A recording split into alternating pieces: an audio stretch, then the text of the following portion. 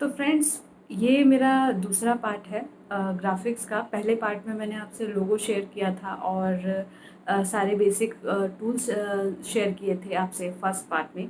ये second part है। आज मैं आपको सेकंड पार्ट में एक ग्राफ़िक्स बनाना प्लेसमेंट सिखाऊँगी कि किस तरीके से आप प्लेसमेंट कर सकते हैं, किस तरीके से एक पूरा प्रिंट तैयार हो जाता है। अगर आपको किसी चीज़ पर रनिंग प्रिंट कराना है, पूरा पैटर्न तैयार हो जाता है। तो ये मेरा दूसरा पार्ट है कि आप अपना ग्राफ़िक कैसे आज का ये जो हमारा पार्ट है ये सेकंड पार्ट है और हम इसमें 3 से 4 टूल यूज़ करेंगे। एक पिक टूल यूज़ करेंगे, शेप टूल यूज़ करेंगे, कन्वर्ट टू कर्व के लिए ज़ूम यूज़ करेंगे, बेजियर यूज़ करेंगे ड्रॉ के लिए, और हम रोटेट यूज़ करेंगे, और हम कॉपी पेस्ट यूज़ करेंगे यानी कंट्रोल C और कंट्रोल V। फ्रेंड्स, मेरे अंदर पेशेंस बहुत कम है। मैं कोशिश करती हूँ मैं एक चीज़ बनाऊँ, उसके बाद उसे कंट्रोल C कंट्रोल V करके छोटा बड़ा करके उसे एडजस्ट करती जाऊँ, जैसा कि आप अभी देखेंगे। तो इसलिए, लेकिन अगर आपको किसी कस्टमर के लिए उसका ग्राफिक ड्रॉ करना है या बनाना है तो आपको एग्जैक्ट वैसे ही बनाना पड़ेगा, आप एडजस्ट नहीं कर सकते। तो चलिए देखते हैं।